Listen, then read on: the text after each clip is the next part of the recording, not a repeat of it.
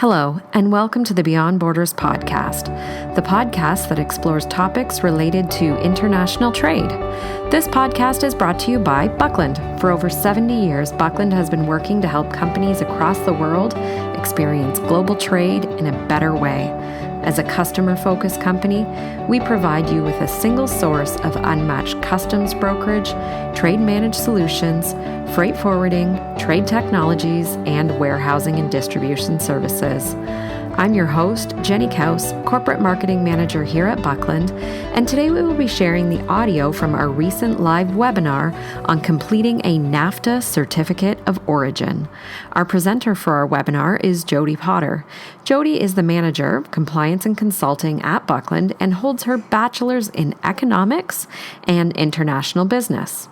She's a licensed customs broker and holds her Certified Customs Specialist and Certified Export Specialist designations.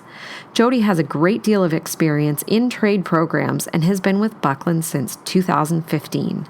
If you're interested in checking out the slides from this webinar, please check out the learning section at buckland.com to access our webinars. I'll also post a link in the show notes. I hope you'll enjoy listening to this podcast today. Now over to Jody for an explanation of completing a NAFTA Certificate of Origin. Let's start out with NAFTA Certificate of Origin. This is a trilaterally agreed upon format that is used by Canada, United States, and Mexico. It is used to certify that goods are eligible for the preference treatment by reduced or eliminated duty under the rules of NAFTA. A lot of trade agreement certificates of origin do not require a specific format. They just require specific data elements. This is not the case with NAFTA. A NAFTA Certificate of Origin used for duty preference requires the use of this specific format, which is provided for by customs.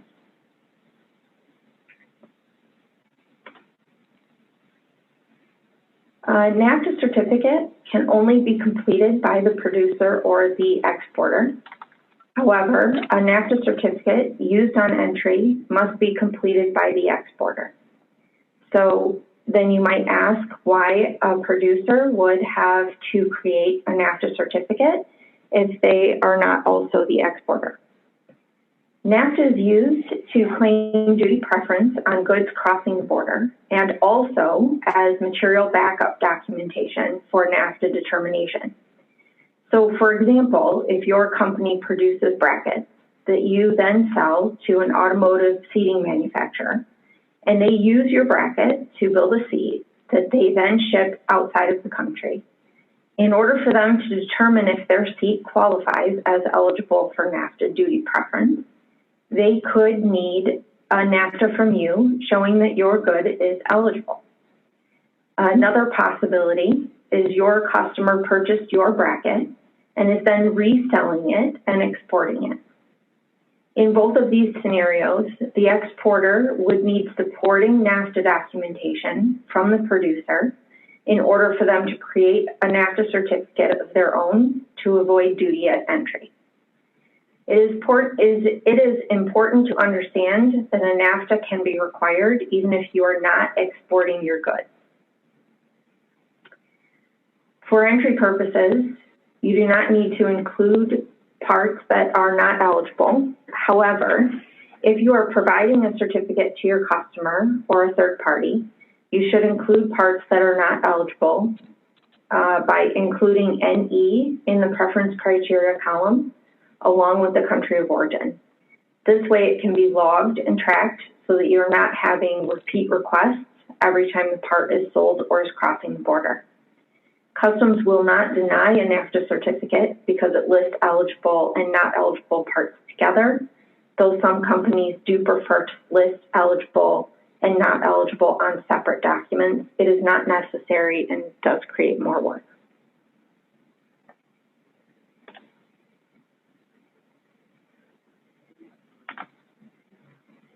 Okay, so let's take a look at the required fields on a NAFTA certificate. The first field is the exporter section. Here you will list the legal company name, full address, including the country and your tax ID number. It should also include an email address if the signer, if it is not already included in the signature section below. This field can also be used by a supplier that is not the producer and not the exporter if they have been asked to provide a NAFTA as supporting documentation. Common turnbacks on this field are missing country, missing tax ID number, or if filled out by the exporter for entry purposes, the company name or address doesn't match the entry paperwork.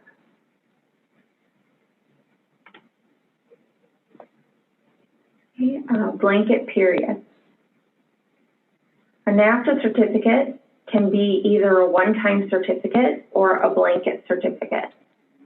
A one-time is only good for the shipment it is completed for, while a blanket NAFTA certificate is good for a specified period of time indicated on the certificate, up to 12-month period.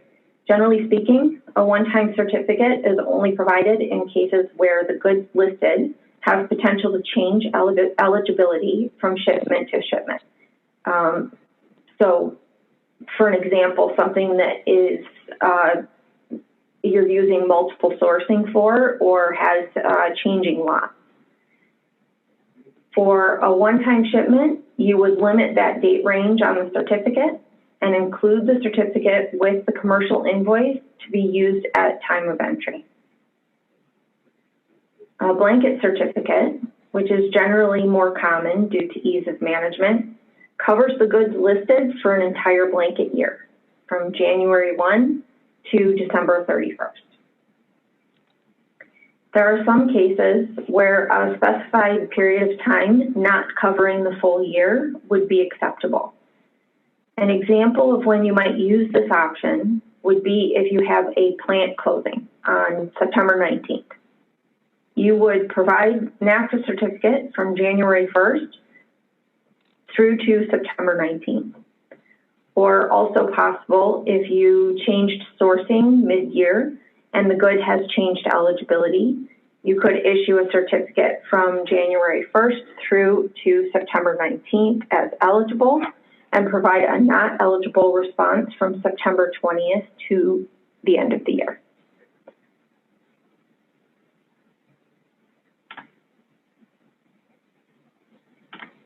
Okay, field 3 is the producer field. This field lists the producer's company name, address, country, and tax ID number. If you are the producer and not the exporter, you would fill this field in with the required info, and you can leave the exporter field blank. If you are the exporter and the producer, you can complete both the exporter and producer fields with your company name, address, country, and tax ID, or you can complete the full info in the exporter field, and you can list the word same in the producer field. If you are the exporter and not the producer, you may list the producer's company information, or if this is confidential, you can also list the statement available to customs upon request. This is generally the most common if you are the exporter and not the producer. Generally, what we see is available to customs upon request.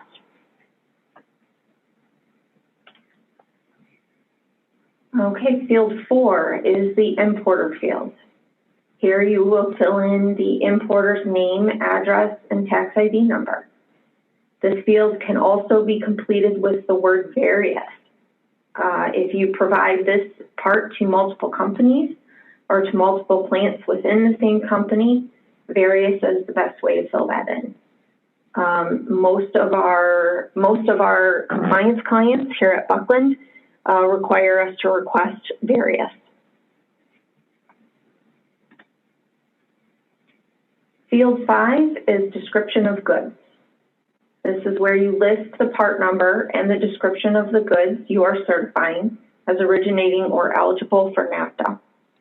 While description is the base requirement on a NAFTA certificate, it is important to also include part number along with the description.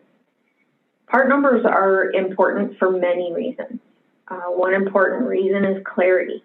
You may have multiple parts with the same basic description that vary in eligibility. Also, descriptions can vary from one software to the next, even internally within the same company, let alone across brokerage companies, maybe multiple, third-party compliance providers, freight forwarders, your customers, etc. Part numbers are important due to the way that the data is tracked from one software to the next. The only time that I would recommend leaving a part number off of the NAFTA certificate would be if the good doesn't have assigned part numbers. For instance, we often see this with raw materials such as rolled steel. Now that we have discussed the importance of using part number on a NAFTA document, I wanted to briefly discuss a little bit about the difference between using full part number and base part number. Something we have seen a lot of that can cause problems in a NAFTA verification from customs. A lot of times companies have parts that go through multiple revision levels over a period of time before a part is retired.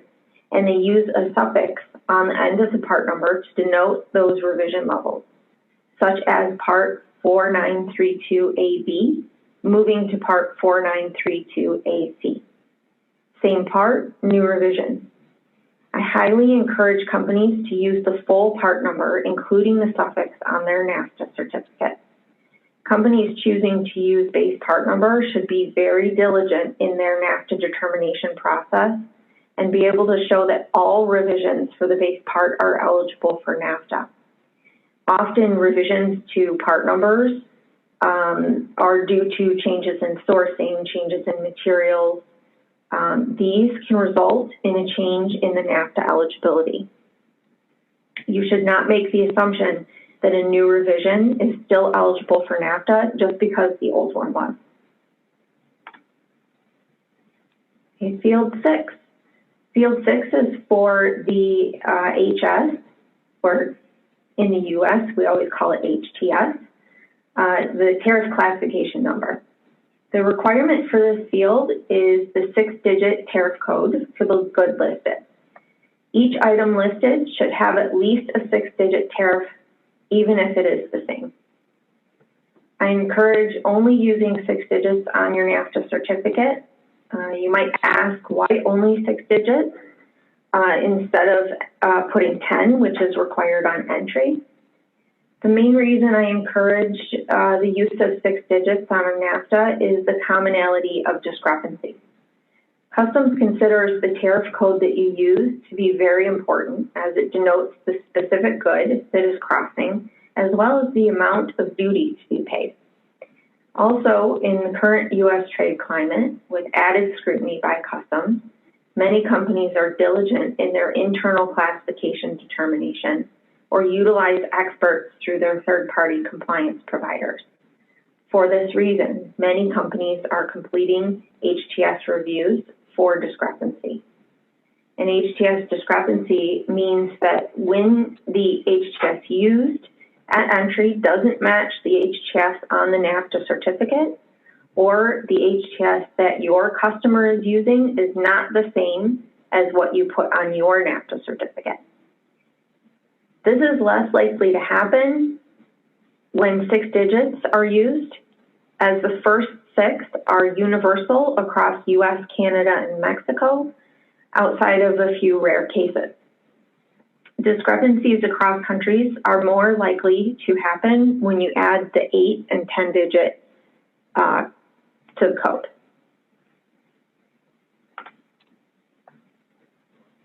Okay, on to field 7 for preference criterion.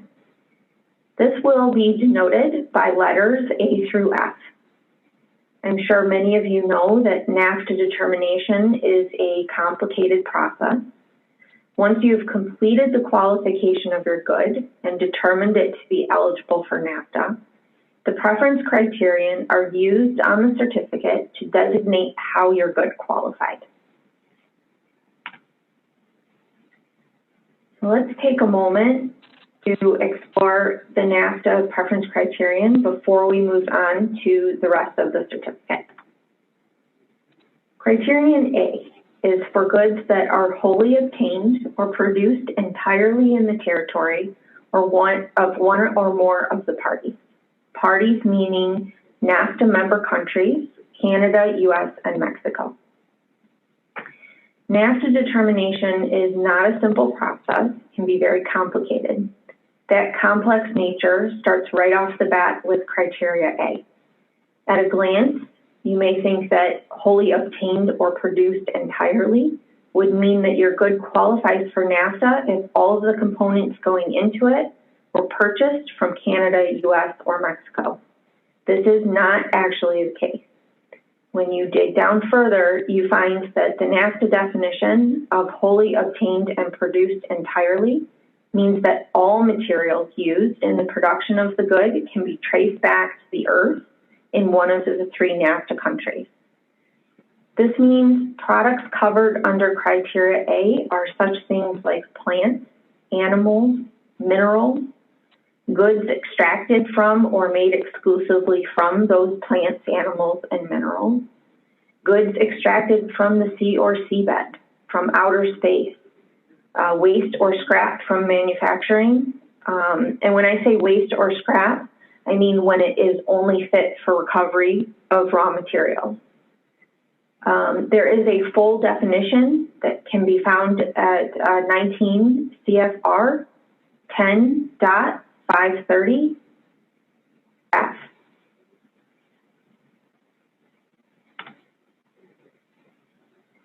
Moving on to criterion B. B states that each of the non-originating materials used in the production of the good undergoes an applicable change in tariff classification set out in Annex 401 as a result of production occurring entirely in the territory of one or more of the parties, or the good otherwise satisfies the applicable requirements of that annex where no change in tariff classification is required, and the good satisfies all other applicable requirements of this chapter. So I know that's kind of a mouthful, but simply put, the use of this criterion indicates that the NAFTA rule of origin for that good was met. This can include tariff shift, regional value content, or a combination of the two. Criterion B is the most commonly used criteria, as a majority of manufacturing goods would use criteria B as long as they pass the NAFTA rule of origin.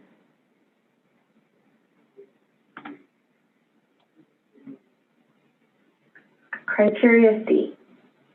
The good is produced entirely in the territory of one or more of the parties exclusively from originating material. This means that all materials used in the production of the good must originate in the NAFTA territory agreement. Criterion C is more common for manufactured goods with fewer components going into the whole. Each and every component used in the production of the good must be deemed originating, meaning you should be able to obtain a supporting NAFTA certificate from your suppliers for each of the components. An example would be a desk that is manufactured in Canada, where each of its components were also manufactured in Canada and have been determined to qualify for NAFTA by its own rule of origin.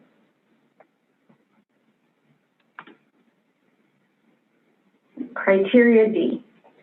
Criteria D is used when a good is produced in the NAFTA territory but contains one or more non-originating materials that are provided as parts under the HTS and do not undergo a tariff shift because the good was imported in an unassembled or disassembled form but was classified as assembled, provided that there is an RVC percentage met. So criteria D is not common and is often misused. An example of criteria D would be a bicycle that is shipped unassembled but classified under the tariff for the assembled bicycle, but is also able to reach a 60% regional value content, or RVC, under the transaction value RVC method.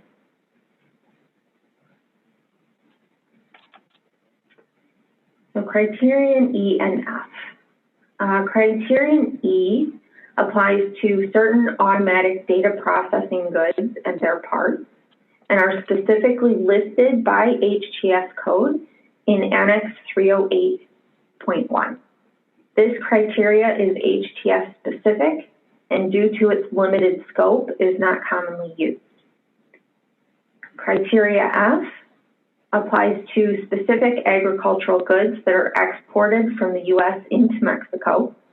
This provision was not negotiated trilaterally and is a separate agreement between the United States and Mexico.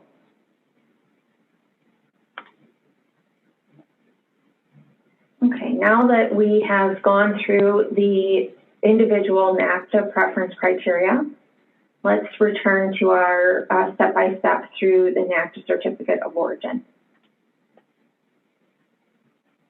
Field 8, the producer field. This option you have for producer, they're fairly simple. You have Y or yes if you, the company filling out the certificate, are the producer. If you are not the producer, you have the options of no 3, no 2, or no 1. You must include one of these three options. A simple no is not going to be acceptable and would not pass audit. So let's talk a little bit about these three no's. Simply put, no 3 means that you are not the producer, but you have a NAFTA certificate from the producer to show as proof that the good is eligible. This is perfect. This is the strongest answer you can use. It means you've done your due diligence in verifying that the information you are putting on your document is accurate. Remember, this is a legal document and you are certifying that these parts are eligible for NAFTA. No 2 means that you are not the producer, but you have a written statement from the producer certifying that these goods are eligible for NAFTA. This is good too. This means that although you don't have a NAFTA, you do have something in writing from the producer to show eligibility. No 1 means that you are not the producer, but you have knowledge that the goods are eligible for NAFTA.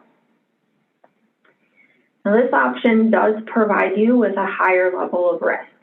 You are stating that you have personal knowledge that your producer's goods are eligible for NAFTA, but you do not have any documentation to show proof of this. There are some companies that use this option and do have valid reasons to back it up, but many companies will not use no 1 and will not accept no 1 from their suppliers. Actually, currently, all of Buckland's compliance clients refuse to accept no 1 on a supplier certificate. I highly encourage you to consider the risk this could open your company up to before you choose to use this option. No 1 is a red flag to customs that you have not done that due diligence. You don't want to encourage or give any reason for a NAFTA verification. If it turns out that your producer's goods were not actually eligible, you could end up paying back duties, potential fines, or if there's enough of a reason, you could end up under audit. So it's always best to just solicit that NAFTA certificate and have it on hand. Okay, field 9 is net cost. This field is similar to preference criteria in that it provides information on how a good qualifies for NAFTA. It is indicating whether tariff shift or RVC, regional value content, was used to qualify the good. If you used RVC to qualify, you will put NC in this field. If you did not use RVC, you will use no in this field. Okay, field 10 is your country of origin. If your good is eligible for NAFTA, you should only have Canada, US, or Mexico listed here. In rare cases, you can also find JNT listed as country of origin. This stands for joint. Joint is not commonly used and is only allowable when exclusively exporting into Canada and has had joint production in Mexico and U.S. If you have included not eligible goods along with the eligible goods on your NAFTA certificate and denoted them as NE in the preference criterion column, you will also need to list the country of origin. This could still be Canada, US, or Mexico, but could also be any country outside of the NAFTA territory. Any country that you list for any goods listed on your NAFTA certificate should use the ISO country code.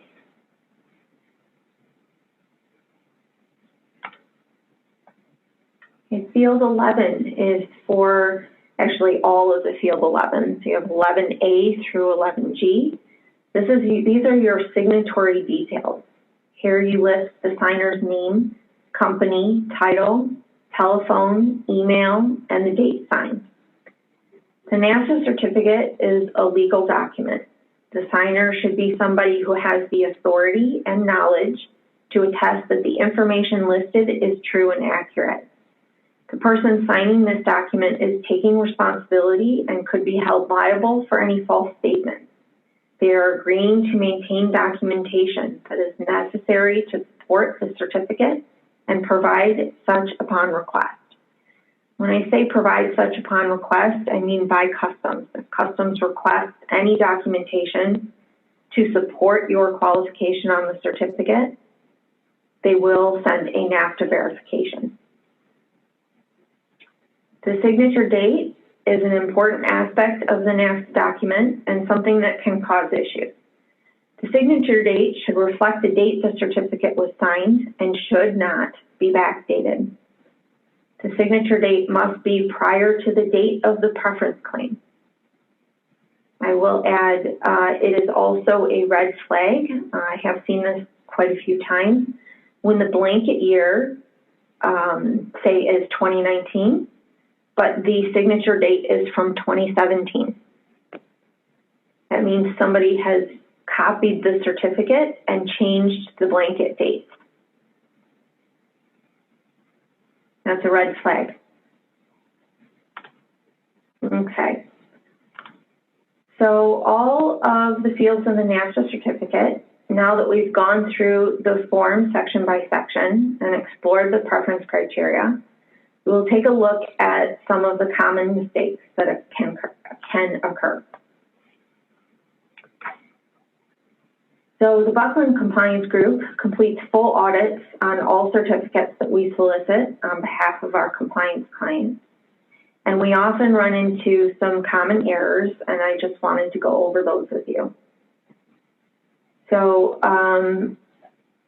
leaving off the country or tax ID when filling in the exporter or producer field. This is something we often see, and we will send it right back to the supplier for correction. Using the wrong criteria, the preference criteria. This isn't something we can do a full audit on, as we would not have visibility to the qualification process used by the supplier or the exporter, unless we are doing their NAFTA qualification for them. But there are red flags, such as, if we're looking at something that's been manufactured, say a compressor, being listed under, criteria A, we do turn that around because it's pretty obvious that it's something that was manufactured and not something that has come directly from the earth. Another common error, listing a country of origin that is not within the NAFTA territory when you've listed the part as being eligible. A part cannot be eligible if it is not from one of the 3 countries within the NAFTA territory. So you would always expect to see Canada,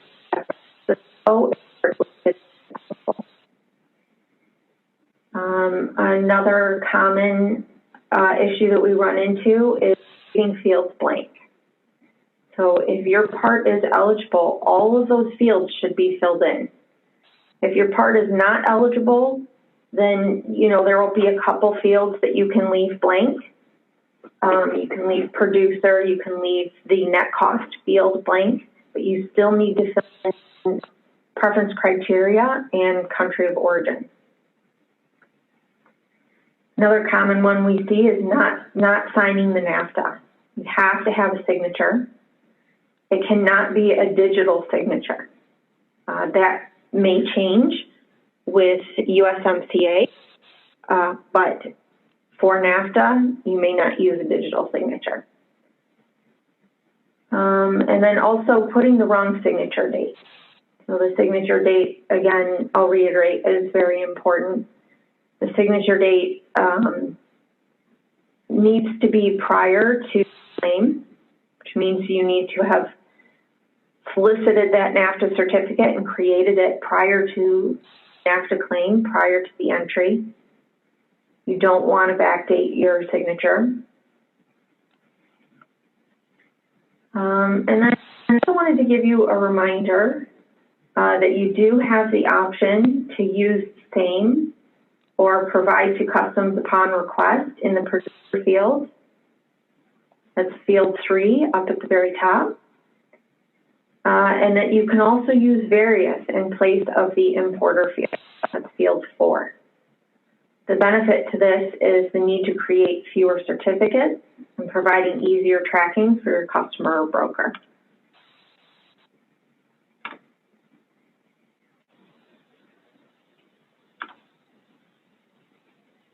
Okay, so I think that's it on common mistakes. That's great. Thank you for that, Jody.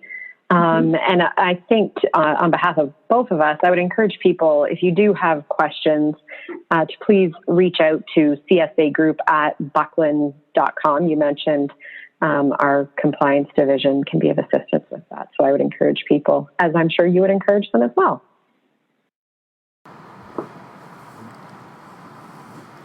That's the Beyond Borders podcast for today. Thank you so much for listening, and thank you to Jody for the exploration of this interesting topic. If you're interested in checking out the slides from today's webinar, check out the learning section at buckland.com to access our webinars.